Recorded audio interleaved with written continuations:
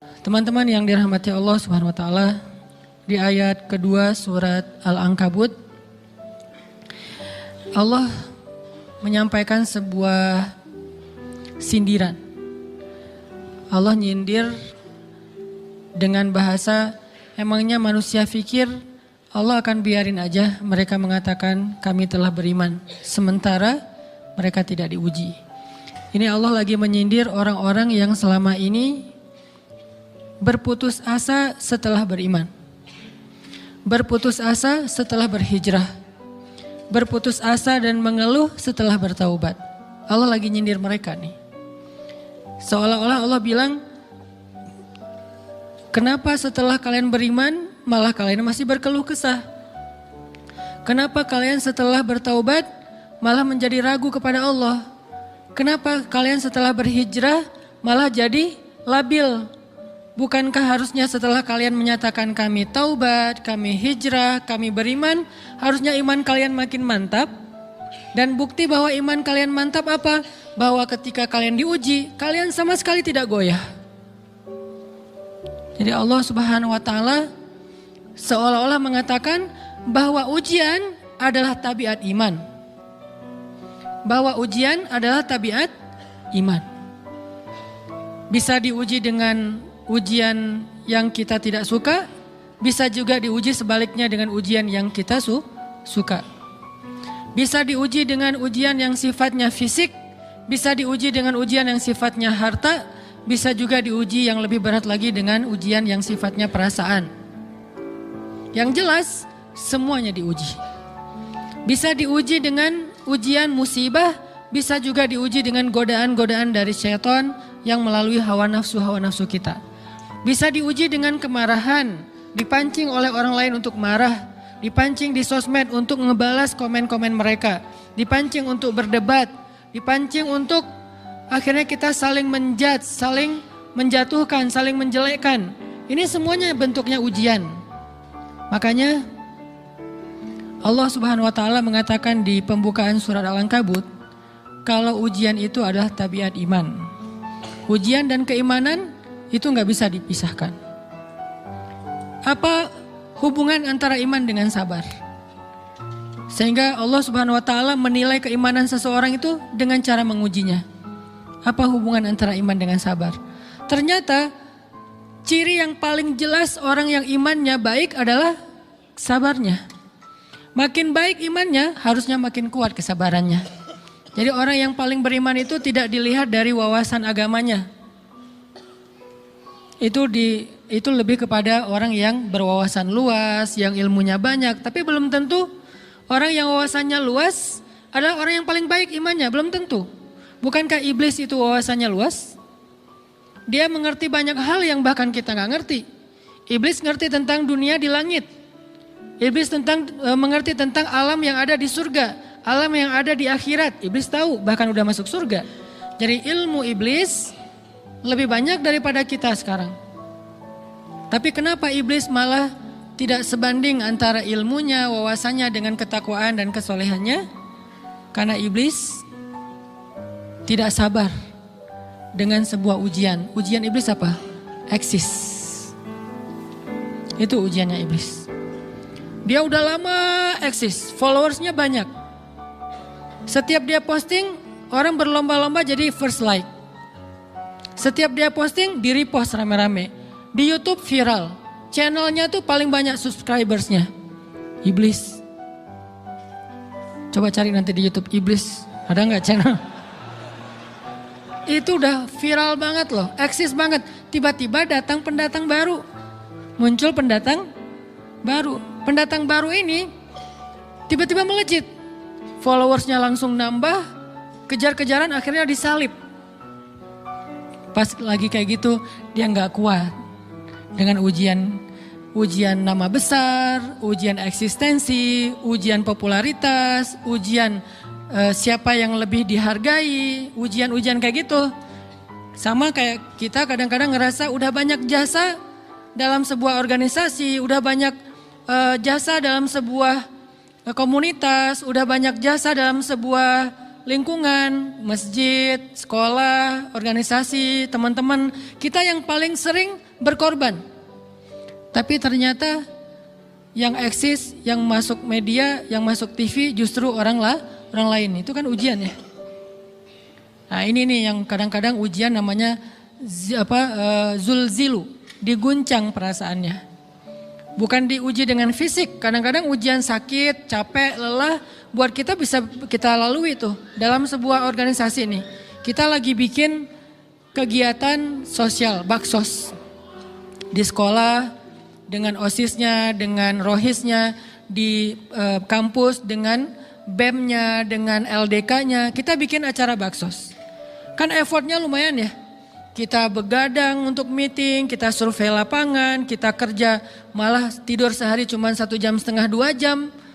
Fisik kita lelah, fisik kita capek, kadang sampai sakit. Sampai dirawat di rumah sakit gara-gara kena misalnya tipes gitu, gara-gara kita habis-habisan bekerja, itu buat kita gak masalah. Ujian fisik kita lalui. Dan besok mau ngadain lagi, kita yang paling semangat dan aktif. Gak masalah capek juga. Gak masalah juga kita lelah. Gak masalah kurang tidur. Gak masalah berjalan jauh. Gak masalah. Satu, ujian harta. Kita yang justru nombokin. Kita yang nalangin dulu modal-modal untuk kegiatan-kegiatan tersebut. Kalau ternyata gak tercover dananya, akhirnya gak bisa dibalikin talangan kita. Gak apa-apa, kita ikhlas. Kita berkorban dengan harta kita. Butuh apa? Saya bayarin. Butuh apa?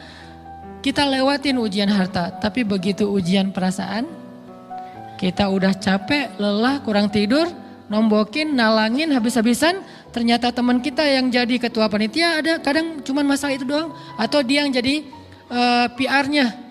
Yang namanya PR ketika diliput oleh media kan dia yang muncul mukanya kan, akhirnya diundang oleh misalnya hitam putih lah atau apalah, kok dia yang muncul di sana, atau diundang berdua, tapi sampai di sana dia yang banyak ngomong, kita diam aja. Pulang-pulang pundung. Begitu besok mau ngadain lagi, udah gak mau terlibat. Left group. Kenapa itu terjadi? Ujian zulzilu, perasaan. Itu yang dialamin oleh iblis. Iblis rela banget disuruh beribadah, sujud beribu-ribu tahun, kuat iblis. Kalau kita mungkin jidatnya hitam, kalau iblis mungkin udah kepala-kepalanya hitam, saking rajinnya sujud. Wah, ibadahnya udah ribuan tahun. Iblis disuruh berkorban dengan harta yang dia miliki, dia kasih aja semuanya. Tapi kalau disuruh dia ngalah dari Adam untuk memimpin alamin, menjadi khalifatullahi fil ard, menjadi pemimpin wakilnya Allah di muka bumi, buat iblis ini berat. Kenapa dia? Ana khairum min, saya lebih baik daripada dia. Saya lebih senior daripada dia. Saya lebih sehat daripada dia, saya lebih keren daripada dia, saya lebih. Ujian emosional, ujian ego, ujian perasaan, itu yang lebih berat buat kita. Kadang sakit dan dirugiin orang lain, teman segala macam kita masih oke lah. Selama ini asal kita ngumpul selalu gua yang bayarin, oke deh gak usah dibahas. Baru dibahas nanti pas sakit hati. Kalau belum sakit hati kan gak dibahas kan? Gak apa-apa deh kita terus yang bayarin, kita traktirin ngopi apa segala macam. Gak pernah dibahas. Kebersit sih di benak kita, cuman gak mau dibahas. Kenapa? Udahlah biarin aja, easy going. Kemudian kayak kita yang capek harus rempong sana kemari segala macam. Selalu acaranya di rumah kita, akhirnya kita yang bayarin, kita yang rempong, nyiapin segala macam, bebersih sendiri. Tapi begitu ada yang nyakitin perasaan kita sedikit aja, semua itu balik lagi. Dari dulu ya. Nah, keluar kan? Kenapa? Dipancing oleh ujian perasaan. Jadi ternyata yang paling berat itu adalah zulzilu, diguncang perasaannya. Kita kadang-kadang habis-habisan buat seseorang, gak masalah. Hujan-hujanan dia yang pakai jas hujan, kita gak pakai apa-apa, gak apa-apa. Sakit-sakitan juga, dikerok dan segala macam, biarin aja. Kalau perlu misalnya kalau bannya lagi kempes, dia naik Grab, kita dorong-dorong motor terus cari tempat segala macam sampai tengah malam. Gak apa-apa deh buat dia. Apa sih yang gak buat kamu? Begitu dia selingkuh, keluar semuanya. Mulai list report keuangan. Wah dulu sekian, sampai uang receh-receh juga dihitung kan ya. Kenapa bisa kayak gitu? Perasaan kan? Nah ini nih yang kita coba belajar. Mungkin malam ini kita lebih banyak membahas tentang sabar terhadap ujian perasaan. Karena banyak macam-macam ujian. Nah, gimana kita memanage perasaan kita? Gimana cara kita merecovery perasaan kita dengan bab sabar? Insya Allah nanti akan kita lanjutkan setelah selesai sholat isya. Barakallah. Bismillahirrahmanirrahim. Teman-teman yang dirahmati Allah Subhanahu wa taala, kita lanjutkan tentang masalah sabar. Terutama sabar zulzilu, ketika kita diuji dengan ujian ego, marah, perasaan, sakit hati, yang kayak gitu-gitu. Ini ujian jauh lebih berat daripada ujian fisik dan ujian harta. Termasuk rasa cinta, rasa benci, kadang itu menjadi ujian. Kenapa ujian bikin kita jadi tidak lagi logis, gak realistis, dan kadang-kadang mengabaikan hal-hal nilai-nilai yang kita selama ini pegang sebagai satu kebenaran. Kita mengabaikan batasan-batasan syariat. Ini semuanya ujian dari Allah Subhanahu wa taala. Sehingga tidak disebut orang yang beriman kecuali ketika Allah Subhanahu wa taala melihat dia sabar dalam ujian. Kalau dia nggak sabar dalam ujian, malah di dalam pembukaan surat Al-Ankabut tadi Allah menggolongkan mereka termasuk orang-orang yang munafik. Apa arti yang orang munafik? Orang yang mengaku beriman tapi sebetulnya dia tidak beriman. Apa salah satu buktinya? Dia tidak sabar. Jadi kalau kita mau menilai diri kita mukmin atau munafik, dan ini bukan materi untuk menjudge orang lain, oh ternyata dia itu munafik, bukan. Lagi-lagi konsep kita belajar itu angle-nya untuk diri kita sendiri. Saya sangat tidak merekomendasikan kita belajar untuk mendapatkan kaca pembesar, mencari-cari kesalahan saudara kita. Tapi kita belajar untuk semakin bisa bercermin untuk menemukan aib dan kekurangan diri kita. Jadi semakin kita tahu ilmu agama, semakin kita tahu ayat dan hadis, semakin kita punya cerminan untuk menilai diri kita dan memperbaiki diri kita. Bukan nyari kaca pembesar untuk memperjelas aib-aib dan kesalahan orang lain. Kalau kita pengen menilai diri kita ini orang yang mukmin atau munafik, caranya lihat aja kita sabar nggak nih, terutama dalam masalah emosional, dalam masalah ego, dalam masalah marah, dalam masalah hawa nafsu, dalam masalah perasaan cinta, dalam masalah benci segala macam. Masih bisa nggak kita adil bahkan kepada orang yang kita benci? Adil kepada orang yang kita benci, adil kepada musuh sekalipun. Bahwa jangan sampai kita gara-gara gak suka kepada seseorang, kita berlaku zalim kepada dia. Jangan. Ini berarti kita harus ngelawan ego kita sendiri. Ego untuk memaafkan orang lain. Ego untuk bisa melupakan kesalahan orang lain. Ego untuk bisa berlapang dada dengan hal-hal yang gak nyaman daripada orang lain. Ini adalah ujian yang paling berat. Di situ kita bisa lihat kita nih mukmin atau munafik. Kalau nggak pernah sabar sama sekali dalam masalah ego, dalam masalah emosional, berarti jangan-jangan kita tergolong di antara orang-orang yang kata Allah, wa ma hum bimu'minin. Mereka bukan orang yang beriman.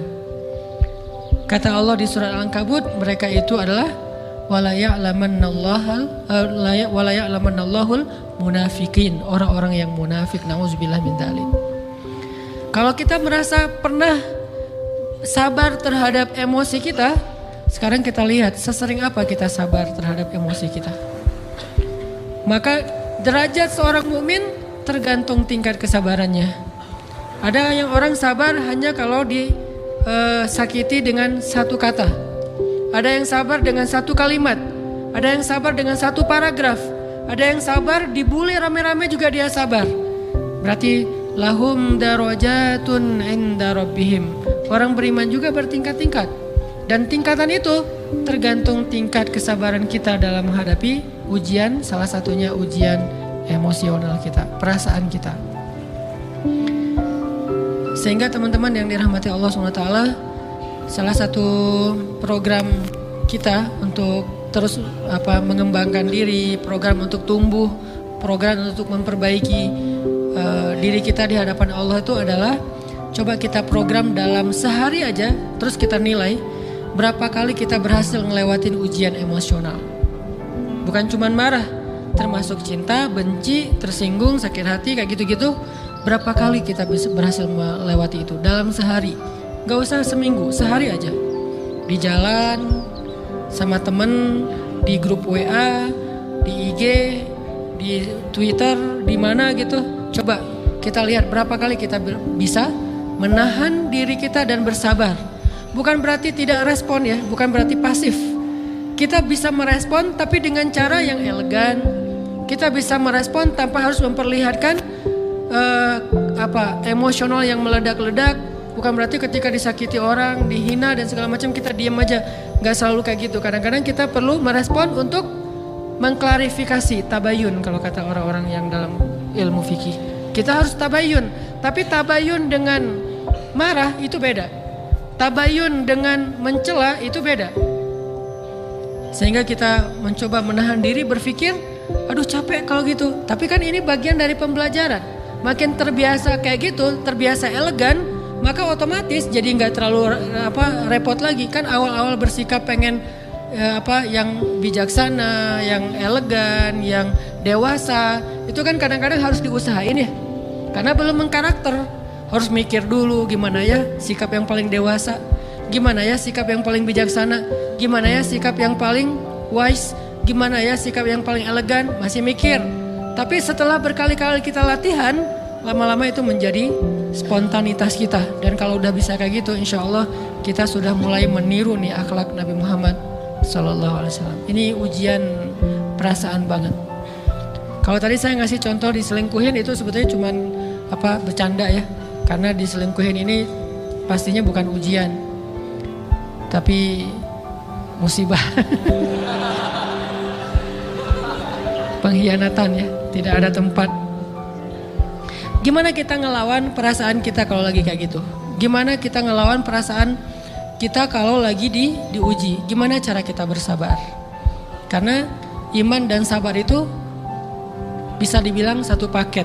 Gak disebut orang beriman kalau gak sabar. Dan insya Allah orang yang sabar itu adalah ciri-ciri orang beriman. Gak mungkin disebut orang beriman kalau gak sabar. Kita pikir memang iman itu hanya ucapan. Kalau iman itu cuma ucapan, inna sholati wa nusuki wa mahyaya wa mamati lillahi rabbil alamin, gampang. Kalau iman itu cuma ucapan, hasbiyallah wa ni'mal wakil, gampang. Kalau iman itu cuma ucapan, la haula wa la quwata illa billah, gampang. Kalau iman itu cuma ucapan, iyyaka na'budu wa iyyaka nasta'in, gampang. Tapi Allah mengatakan, wa ma hum bimu'minin. Ahasiban nasu ayyutraku ayyakulu amanna wa hum la yuftanun. Emangnya cukup dengan hanya mengatakan kami telah beriman lalu tidak diuji? Ternyata iman adalah sabar dalam ujian. Jadi gak mungkin orang disebut beriman sementara dia tidak sabar, sementara dia emosional, sementara dia temperamen, sementara dia orangnya meledak-ledak, sementara dia orangnya mengeluh, sementara dia orangnya berputus asa. Gak mungkin. Karena ulama mengatakan la tayasu, jangan berputus asa.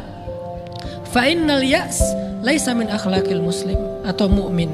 Karena sesungguhnya keputusasaan bukan di antara akhlak orang yang beriman. Orang yang beriman itu tidak pernah berputus asa.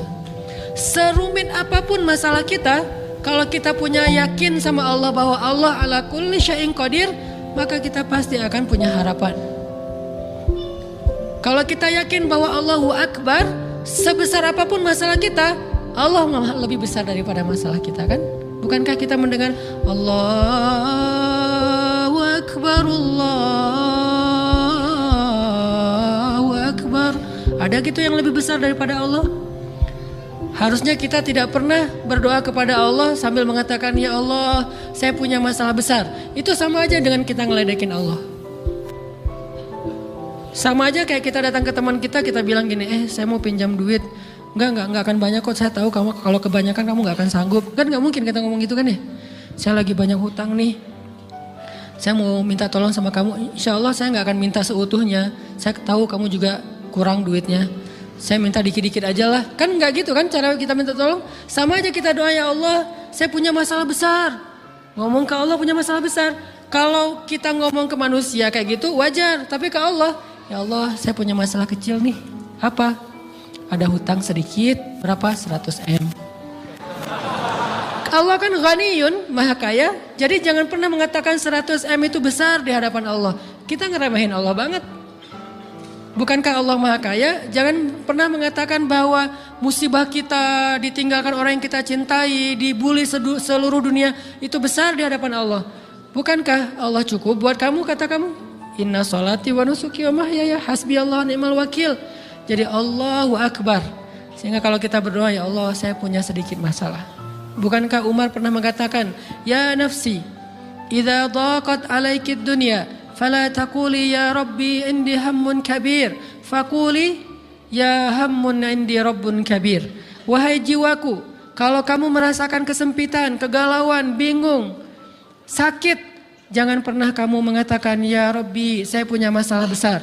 Tapi katakanlah, wahai masalah, saya punya Rabb yang maha besar. Iman dan harapan, berharap itu nggak bisa dipisahkan. Iman dan sabar itu nggak bisa dipisahkan. Iman dan berserah diri atau menyerahkan urusannya, tawakul atau kita nyebutnya tawakal, nggak bisa dipisahkan. Bagaimana kita mau menyebut diri kita mukmin sementara kita nggak sabar ketika diuji dengan perasaan? Alhamdulillah kalau kita selama ini masih bersabar dengan ujian fisik. Ujian fisik yang setiap hari kita alamin apa? Lelah, capek, pulang kerja, pulang sekolah, pulang dari kampus, ngaji. Capek kan? Belum lagi macet-macetan, belum mandi pula. Dari tadi pagi, dari semalam kurang tidur. Dan segala macam, lelah, capek, ngantuk. Kadang-kadang sampai drop kesehatan kita. Kita bisa lalui itu, gak apa-apa, capek-capek juga. Yang penting saya pengen belajar. Jalan nih jauh-jauh, ada yang dari Sumedang, ada yang dari Lembang, ada yang dari Banjaran, dari mana-mana datang pengen ngaji. Jarak jauh gak apa-apa, macet gak apa-apa, lelah gak apa-apa, habis duit gak masalah. Tapi sampai di sini kesenggol dikit aja teman-teman kita, dalam ucapan mungkin, dalam ekspresi kadang-kadang kita senyumin gak dibalas senyum, atau mungkin hal-hal sepele. Itu bikin seolah-olah amal kita yang udah habis-habisan tadi jadi berkurang sampai habis pahalanya. Ujian perasaan.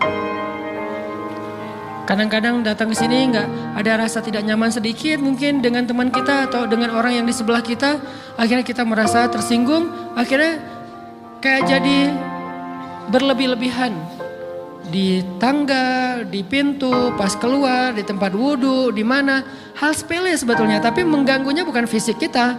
Yang terganggu bukan harta kita, tapi yang terganggu perasaan kita nih, rasa nyaman kita yang terganggu.